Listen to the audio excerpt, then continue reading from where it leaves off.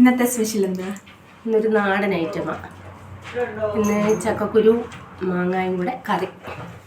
കറിക്ക് ആവശ്യമായിട്ടുള്ള ചക്കക്കുരു, മാങ്ങ ചെറിയ കഷ്ണാക്കിയത്, ഒരു തണ്ട് കറിവേപ്പില, 2 മുളക്. 3 കൂടെ കുക്കറിനകത്താകുമ്പോൾ ഒറ്റ വിസിലടിക്കുമ്പോൾ ഇത് വേവും.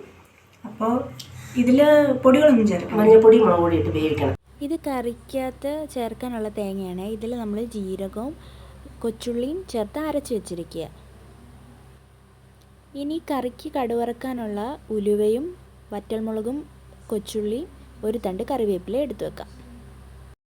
നമ്മുടെ മാങ്ങായും ചക്കക്കുരും മുളകും വേവിച്ചത് ഇവിടെ വെന്ത് കിട്ടിയിട്ടുണ്ട്.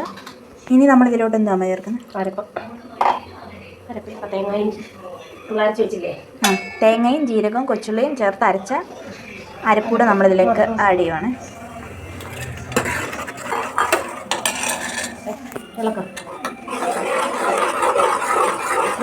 ഇത് കുക്കറിൽ നിന്ന് മാറ്റി വെച്ചിട്ട് ഇതിന് കടു വറക്കണം. അപ്പം നമ്മളത് കുക്കറിൽ നിന്ന് മാറ്റി ഒരു പാത്രത്തിലേക്ക് വെക്കണം.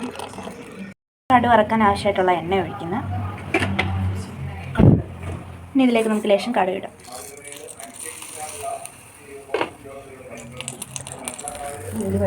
ഇനി കുറച്ച് ഉലുവ ഇടാം.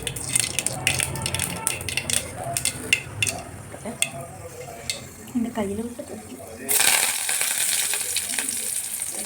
അമ്മ ഇവിടെ കടു വറക്കുകയാണ്. ചിരിക്കമ്മ.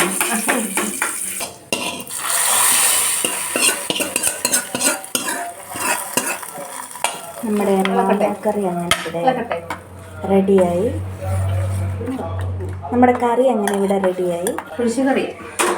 ഈ വീഡിയോ ഇഷ്ടമായ ലൈക്ക് ചെയ്യണം, സബ്സ്ക്രൈബ് ചെയ്യണം. ഓക്കെ. ഇപ്പോൾ എല്ലാം അമ്മ പറഞ്ഞല്ലേ. ബൈ.